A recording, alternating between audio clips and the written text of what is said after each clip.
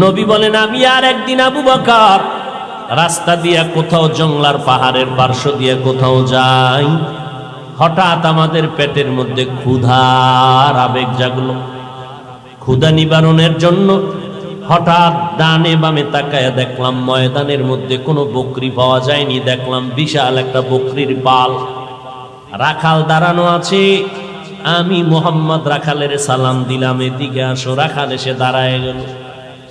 এই রাখাল, বকরি দুধ দেয়নি বলে দেয়, বলে আমাদের একটু দুধ দেয়। রাখাল বলে মালিকের অনুমতি নাই, আমি কেমনে আমার থেকে দিব, আমার কোনো সুযোগ নেই। নবী বলেন এবার আমি মোহাম্মদ বললাম ঠিক আছে, তুমি দিতে পারবা না, তোমার আমানতের খেয়ানত হয়ে যাবে, ঠিক আছে দেওয়া লাগবে না। তবে এমন একটা বকরি দাও যেই বকরিটা দুধ দেয় না, দেওয়ার মতো কোনো কায়দাও নাই, নিয়মও নাই, সিস্টেমও নাই। এমন একটা বকরি নিয়ে আসো। বকরি নিয়ে হাজির হয়ে গেল। নবীর সামনে হাজির হওয়ার পরে বকরিটা রসুলের সামনে দাঁড়ানো। ও আল্লাহ, তুমি বকরির মধ্যে দুধ দিয়া দাও। রাখাল বলে আমি দেখতেছি যেই বকরি জীবনে দুধ দেওয়ার না, মরিয়া গেলে জবাই করলেও দুধ আসবে না। এই মুহাম্মদ দোয়া করা মাত্র এই বকরিটা দুধে ভরপুর হয়ে গেল। এবার নবী দুধ দহন করিয়া পেট ভরে আবু বকর আর নবী পান করলেন। এরপরে বললে রাখাল। রাখাল বলে তাকাইয়া দেখতেছি নবী আবার দোয়া করলেন, আল্লাহ তুমি আবার আগের মতো বকরিটারে বানাইয়া দাও। বকরি আগের মতো হয়ে গেল, এবার ওলান টোলান কিচ্ছু নাই। এবার কয় রাখাল, বকরিটা তুমি পালের মধ্যে দিয়া দাও। আমি এগুলো দেখার পর সহ্য করতে পারি না, এটা সাধারণ কোনো মানুষের এই কারবার হতে পারে না। আমি দেরি না করিয়া আমি সাথে সাথে হাতটা বাড়াইয়া বললাম, আমাকে নবী মুসলমান বানাইয়া দে। নবী বলেন এই মুসলমানের নাম আব্দুল্লাহ ইবনে মাসউদ রাদিয়াল্লাহু তাআলা আনহু। সে আব্দুল্লাহ মাসউদ কেমন? মাসউদ সাহাবায়ে কেরাম এত বড় দামি। তিনি বলেন আব্দুল্লাহ মাসউদের আল্লাহ নবীর কাইফিয়ত দিয়া বানাইছিলেন। পেছন দিক দিয়া আব্দুল্লাহ মাসউদ যদি হেঁটে যাইতো, সাহাবায়ে কেরাম মনে করত রাসূল হেঁটে যায়, রাসূলের মতো দেখা যায়। আব্দুল্লাহ ইবনে মাসউদ রাদিয়াল্লাহু তাআলা এইভাবে এক এক করে কালেমাওয়ালা মুসলমান হয়ে গেলেন। আল্লাহ নবী বলেন আমার আদর্শ এত সুন্দর, আমার আদর্শের মতো উত্তম আদর্শ জমিনের কারো নাই, কারণ দুনিয়াওয়ালা মানুষের আদর্শ না পাক। আর আমি মুহাম্মদ 63 বছরের জীবনে একটা মিথ্যা কথা বলি নাই। ও দুনিয়ার মানুষ, একজন নেতার নাম বলো যেই নেতা জীবনে মিথ্যা বলে নাই। আসেনি কোন নেতা? কয়েকদিন জীবন কেন বয়ানের আগেও মিশা কইয়া বয়ানে ঢুকছি, আবার বের হইয়া মোবাইলের দ্বারা মিশা কথা শুরু করব। এই গজবের মোবাইলে এত পরিমাণ মিথ্যা কথার জিকির উঠাইয়া দিল, চর্চা করাইলো, মনে হয় যেন জাহান্নামের ফ্যাক্টরি হাতের মধ্যে লয়া দৌড়াইতেছি। আল্লাহর নবী জীবনে একটা মিথ্যা কথা বলেন নাই। আমার নবীর ঘাম থেকে মিশকের ঘ্রাণ। আমার নবী যখন রাস্তা দিয়ে হাঁটেন, দুপার্শ্বের গাছ নত হইয়া নবীরে সালাম জানায়। নবী বলেন আমি এসে দেখলাম আরবের মানুষ বিধবা নারীদেরকে তুচ্ছ মনে করে ঘৃণার নজরে দেখে। আমি আল্লাহর আদেশে প্রথম বিবাহটা করলাম বিধবা নারী। 2 স্বামী অতিবাহিত করার পরে খাদিজা রাদিয়াল্লাহু আনহাকে আমি বিয়ে করলাম। মক্কার মানুষ, আরবের লোকেরা আমাকে ধিক্কার জানাইতে লাগলো। আমি মুহাম্মদ চিল্লাইয়া বললাম, খবরদার, আমি মুহাম্মদ নারীদের ইজ্জত রক্ষার জন্য এসেছি। বিধবা নারীর ইজ্জত তোমরা দাও না, আল্লাহ ইজ্জত বাড়ায় দিলেন। ওই খাদিজার এত সম্মান, এক তো মুসলমান প্রথম খাদিজা, হাসরের ময়দানে দাঁড়ায় যাবে প্রথম নারী নবীর হাতে মুসলমান। নবী বলেন শুধু তাই না, আমার যত সন্তান, 3টা ছেলে সন্তান খাদিজার গর্ভ থেকে আসলো, 4টা কন্যা সন্তান আমি নবী পাইলাম, তাও খাদিজার গর্ভ থেকে, জায়নাব আমার মেয়ে খাদিজার গর্ভ থেকে আসছে, উম্মে কুলসুম আমার মেয়ে খাদিজার গর্ভ থেকে আসলো, রুকাইয়া আমার মেয়ে খাদিজার গর্ভ থেকে আসলো, আর সর্বশেষ আমার কলিজা ফাতেমা রাদিয়াল্লাহু তাআলা আনহা আমার খাদিজার গর্ভ থেকে দুনিয়াতে আসছে। কিয়ামত পর্যন্ত এই জমিনের মধ্যে আমার নবীর আওলাদের বংশধর বেঁচে আছে। ফাতেমা রাদিয়াল্লাহু তাআলা আনহুর সন্তান হাসান ও হুসাইন রাদিয়াল্লাহু আনহুমার মাধ্যমে কিয়ামত পর্যন্ত রাসূলের বংশ জিন্দা থাকবে। ফাতেমা রাদিয়াল্লাহু আনহার সন্তানের মাধ্যমে কিয়ামত পর্যন্ত রাসূলের বংশ জমিনে জিন্দা। এরে নবীর আশিক ওই ফাতেমা জান্নাতের নারীদের সরদারিনী নারীর, আমার নারী চারটা কন্যা। নবী বলেন, দুনিয়ার মানুষ, এই আরবের মানুষেরা, আমার একটা ছেলেও জিন্দা নাই, আমি মুহাম্মদ চারটা কন্যার বাবা হয়ে আছি। আমি জমিনের মধ্যে প্রমাণ করে দিলাম নারীর সম্মান পুরুষের থেকে বেশি। কেমন বেশি জানো? একটা কন্যা সন্তান যেই বাবায় পেয়েছো, তুমি একটা জান্নাতের মালিক হয়ে গেলা। যারা দুইটা কন্যা সন্তান পেয়েছো, তুমি দুইটা জান্নাতের মালিক। যারা তিনটা কন্যা সন্তান পেয়েছো, তারা তিনটা কন্যা জান্নাতের মালিক। এই সম্মান আল্লাহর নবীর মাধ্যমে আল্লাহ জিন্দা করে দিলেন। নারীদের এত সম্মান আল্লাহ তাআলার নবী বলেন, কিয়ামতের ময়দানে আল্লাহ পাক যদি বলেন, আমার দ্বীন ও ইসলামকে জিন্দা করার জন্য কে দ্বীনের পথে রক্তকে বিলীন করে দিয়েছো, আল্লাহ যদি বলে আমি দেখতে চাই শাহাদাতের মর্যাদার মধ্যে কে দ্বীনের পথে রক্ত আগে দিয়েছো। দুনিয়ার কোন পুরুষ শাহাদাতের মর্যাদায় রক্ত বিলীন করা কোন পুরুষ দাঁড়াইতে পারবে না। নবী বলেন, পৃথিবীর সব মানুষের মধ্যে প্রথম আল্লাহর দ্বীন জিন্দা করার জন্য রক্ত বিলাইয়া শাহাদাতের মর্যাদা যিনি অর্জন করেছেন, তিনি একজন নারী, সুমাইয়া রাদিয়াল্লাহু তাআলা আনহা দাঁড়ায় যাবে। নবীর উত্তম আদর্শের মাধ্যমে নারীর ইজ্জত বাড়লো না কমলো? এই কথা যেই হতভাগা, যেই কপাল পোড়া, যেই গাদ্দারেরা, যেই দুশ্মনেরা, বেঈমানের দালালেরা বুঝে না, তারা বলে ইসলাম নারীর অধিকার দেয় নাই। অথচ আল্লাহর কসম একবার, আল্লাহর কসম দুইবার, আল্লাহর কসম তিনবার, হিন্দু ধর্মে নারীর সম্মান পুরুষের থেকে বেশি দিতে পারে নাই। খ্রিস্টান ধর্মের মধ্যে নারীর সম্মান পুরুষের উপরে দিতে পারে নাই। ইহুদি ধর্মের ভেতরে নারীদের সম্মান পুরুষের উপরে দিতে পারে নাই। বৌদ্ধ ধর্মের ভেতরে নারীদের সম্মান পুরুষের উপরে দেয় নাই। একমাত্র কেবলমাত্র শুধুমাত্র ইসলামই দিয়েছে নারীর মর্যাদা পুরুষের উপরে। এক আল্লাহর বান্দি নবীর স্ত্রীর ঘরে গিয়া দাঁড়ায় গেলেন, ও পয়গম্বরের বিবি উম্মাহাতুল মুমিনিন, আমাদের আম্মা জান, নবীর থেকে একটু জানতে চাই, নবীর থেকে আপনি জেনে আমাদের জবাব দেন। কি প্রশ্ন? পুরুষেরা জানাজায় যায়, অনেক সওয়াব পায়, আমরা তো এত সওয়াব কামাই করতে পারি না, কারণ আমগো জানাজায় যাওয়ার কোনো রাস্তা নাই। পুরুষেরা জুমার মসজিদে গিয়ে অনেক সওয়াব পায়, আমরা তো জুমায় যেতে পারি না, আমরা এই পরিমাণ সওয়াব কোথায় পাই? পুরুষেরা কাফেরের মোকাবেলায় যুদ্ধের ময়দানে যায়, অনেক সওয়াব কামাই করে, আমরা তো যাইতে পারি না, এই পরিমাণ সওয়াব কোথায় পাবো? নবী কয়, ও বিবি জানাইয়া দাও কিয়ামত পর্যন্ত আনেওয়ালা নারীদেরকে, ও পর্দার আড়ালের আম্মা জানেরা, আল্লাহর নবী জানায় দিলেন, ও নারীরা স্বামীর খেদমত করো, স্বামীর মাল হেফাজত করো, সন্তানগুলোকে ঘরের মধ্যে আদর্শওয়ালা বানাও, চরিত্রবান বানাও, আর ঘরের মধ্যে নির্জন স্থানে নামাজ আদায় করো। পুরুষেরা জুমায় গিয়া, জানাজায় গিয়া যত পরিমাণ সওয়াব পাবে, আম্মা জান তোমাকে ঘরের মধ্যে আল্লাহ ওই পরিমাণ সওয়াব দান করবে। আতিনা ফি দারে দুনিয়া না হাসান, আতিনা ফি দারে উকবা না হাসান, ইয়া গিয়াসাল মুস্তাগীসিন হদিনা লাফতিখারা বিল উলুমে ওয়াল গিনা, হর গড়ি দে নেকো তু তৈয়ার হ্যায়, जो न मांगे उससे तू बेजार है।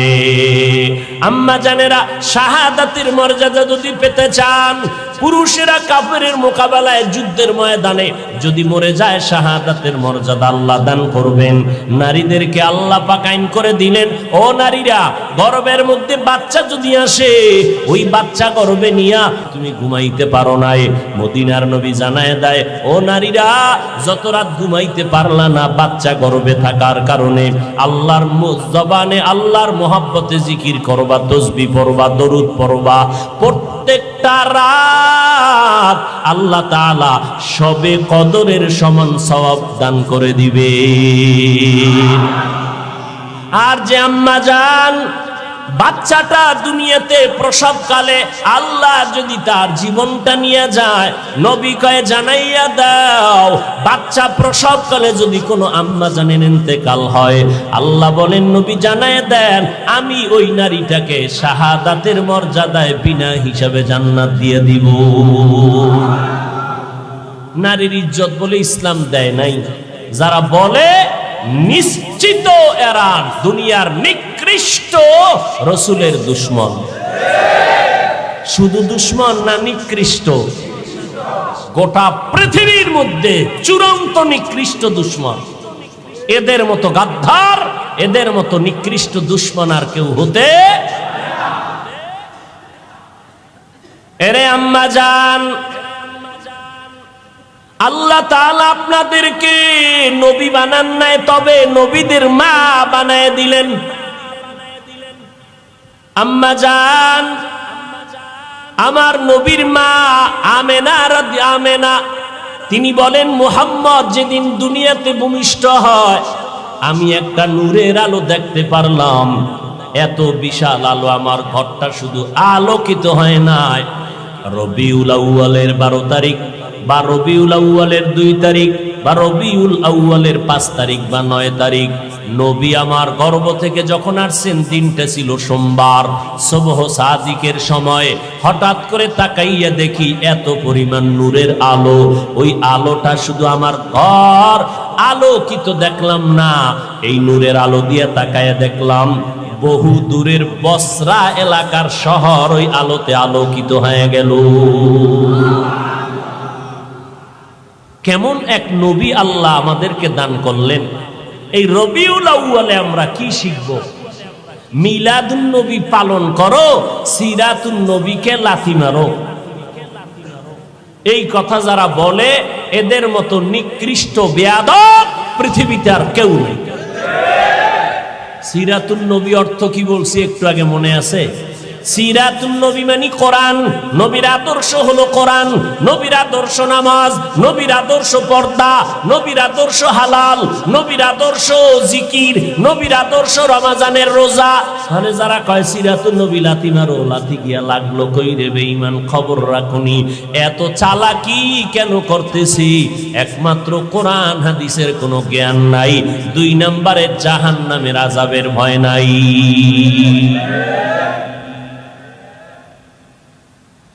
এরে নবীরা আসে কি রবিউল আউয়ালে। এখন মিলাদুন নবী যারা পালন করবে, আমরা কোরআন হাদিস রিসার্চ করে দেখব আমার নবী কিছু করছেননি। যদি নবী কিছু করেন মিলাদুন নবী উপলক্ষে, তো উম্মতেরাও সেটা করতে পারে। মুসলিম শরীফের হাদিস, আল্লাহর নবীর থেকে পাওয়া যায়, নবী প্রতাফি খাও। হ্যাঁ, আমি তো চ্যালেঞ্জ দিছি বাংলাদেশে, স্পষ্ট চ্যালেঞ্জ। পৃথিবীর কোন হাদিসে কোন সাহাবী, ইমাম আবু হানিফা, ইমাম শাফিঈ, ইমাম আহমদ বিন হাম্বল, ইমাম মালিক, 4 মাযহাবের 4 ইমাম, ইমাম বুখারী, ইমাম তিরমিজি, ইমাম মুসলিম, পৃথিবীর কোন হাদিসে যদি কেউ দেখাইতে পারো রাসূলকে সালাম দেওয়া, ইয়া নবী সালামু আলাইকা, ইয়া রাসূল সালামু আলাইকা, ইয়া হাবিব সালামু আলাইকা কইয়া কোন সাহাবী রাসূলকে সালাম দিবেন, একটা জয়ীফ হাদিসও যদি দেখাইতে পারো, ওদিন থেকে তোমার গোলাম হয়ে যাবে। আবু হানিফাও এই সিস্টেমে কোনোদিন সালাম দেননি। তুমি আবু হানিফার মাযহাব মানো, এটা ভাইলা কই? ইমাম শাফি দেন নাই, ইমাম বুখারী দেন নাই, ইমাম মালিক দেন নাই, ইমাম আহমদ বিন হাম্বল দেন নাই। বলে সালাম আল্লাহর নবীরে কেমনে দিবা? ও বাবা তুমি বানাও কেন? আমার আল্লাহ নিজেই শিখাইয়া দিছেন কেমনে সালাম দিবা। আসসালামু আলাইকা আইয়ুহান নাবিয়্যু। মেরাজের রাত্রে আমার আল্লাহ নবীরে সালাম দেওয়ার নিয়ম শিখাইলেন।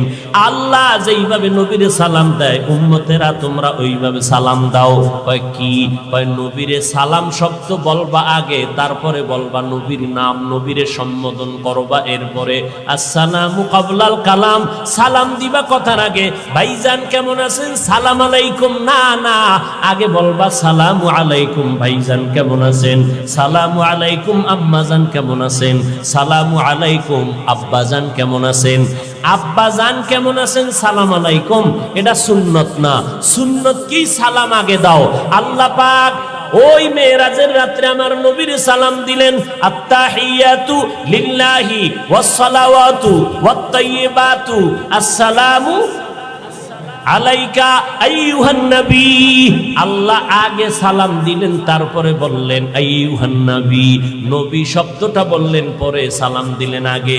এবার মেরাজের কথা বাদ, আপনারা যারা মক্কায় গিয়া হজ করেন, হজে গেছেন হাজী সাহেবরা, মদিনার রওজায় গিয়া যখন আল্লাহর নবীর সালাম জানান, সালামের যত কিতাবাদি আছে, হজের যত কিতাব আছে, গিয়া দেখবেন ওখানে সালামের সিস্টেম কি, আসসালাতু ওয়াসসালামু আলাইকা ইয়া রাসূলুল্লাহ, আসসালাতু ওয়াসসালামু আলাইকা ইয়া হাবিবাল্লাহ, আসসালাতু ওয়াসসালামু আলাইকা ইয়া শাফিআল মুজনিবিন, আসসালাতু ওয়াসসালামু আলাইকা ইয়া রাহমাতাল লিল।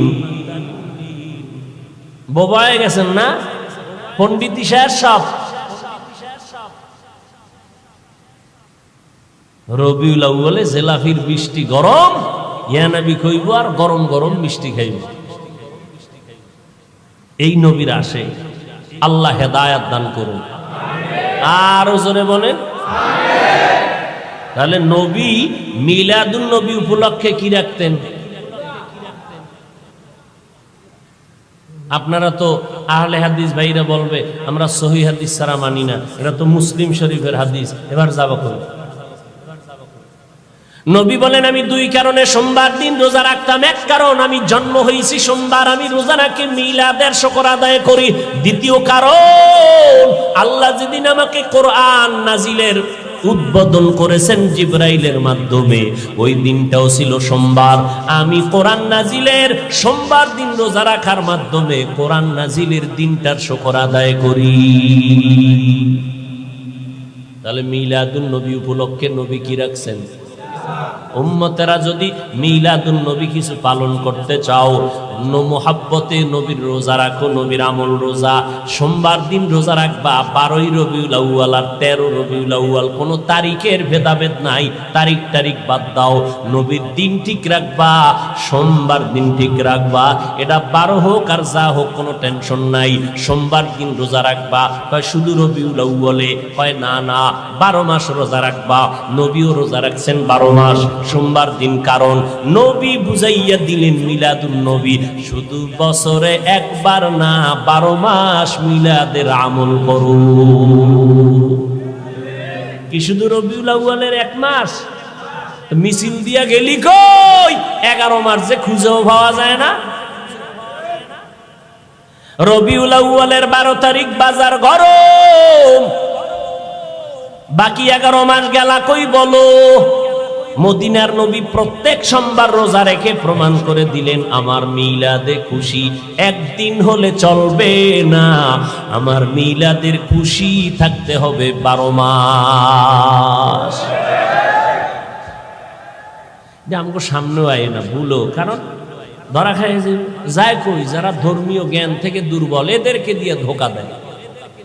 দেখেন নবী নামাজ পড়লেন, রোজা রাখ, ওরা ওদিন রোজা তো দূরের কথা, ফজরের নামাজ নাই, বেপর্দা হইয়া এরপরে মিছিল, গলায় ফুল, ঘোড়ার গাড়ি বানাইয়া কত বাজে উদ্ভট উল্টা পাল্টা কাজ করে, আর কোনো সীমানা।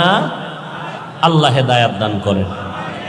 কি নবীর মিলাদের বিরুদ্ধে বললাম? শুরুতেই বলেছি মিলাদ আমরা মানি কি মানি না। তবে আর একটা কথা, আপনারা ঢাকার শহরের অলিতে গলিতে পোস্টার দেখছেন, পোস্টার সাইদুল আইয়াত 90 দিন মাহফিল। কি হইব? আরে ভাই 90 দিন ওয়াজ হবে রাজারবাগ শরীফে, কথা হয় না? কি শরীফ? রাজারবাগ। কত বাগি জমিনের মধ্যে, দেওয়ানবাগি, রাজারবাগি, কুতুববাগি, কত বাগি বাই রয়েছে জমিনে। রাজারবাগিরা পোস্টার ছাপায় দিছে, সাইয়েদুল আইয়াত, একদিন হবে না 90 দিন হবে।